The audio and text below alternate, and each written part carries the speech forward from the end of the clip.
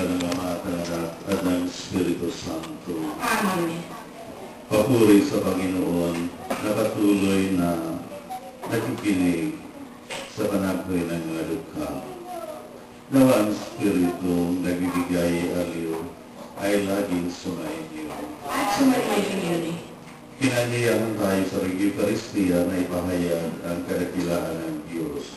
Pagsisihan natin ang mga pagkakataong hindi tayo naging karapat-dapat sa pagpapala ng Diyos. Panginoon, nililingap mo ang iyong abang lingkod. Panginoon, kaawaan mo kami. Panginoon, kaawaan mo kami. Kristo, nililito mo ang isipan ng mga mapagmataas at ibinugulit mo ang mga malalakas. Kristo, kaawaan mo kami. Kristo, kaawaan mo kami. Panginoon, palagi kang tapat sa iyong mga pangako. Panginoon, kaawaan mo kami. Panginoon, kaawaan mo kami. Kaawaan tayo ng makapangyarihang Diyos. Patawarin tayo sa ating mga kasalanan at patnubayan tayo sa buhay na walang hanggan. Amen.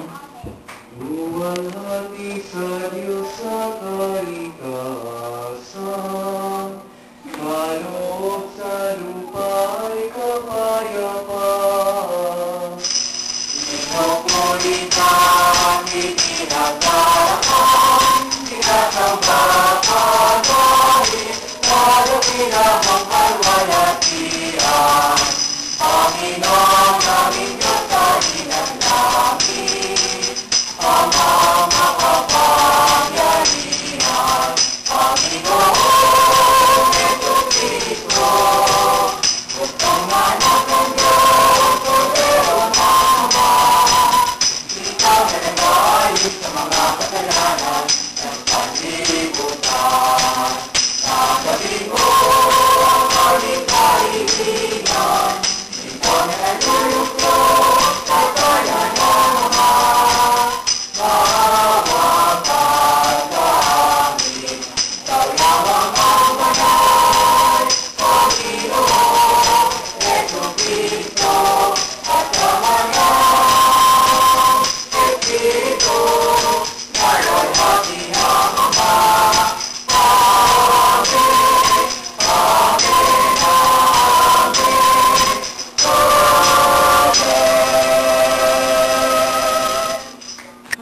Manalangin tayo.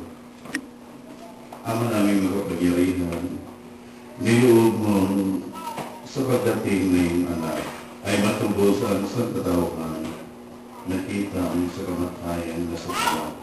Ipagkaloob mo ang mga nagdiriwang sa kanyang pagkakatawang tao ng may kapakumbabaan at katapapan ay maging dapat na magkasalo sa mga lubos namin ito na siyang nang magitan kasama ng Espiritu Santo magpasawalang hanggan. Amen.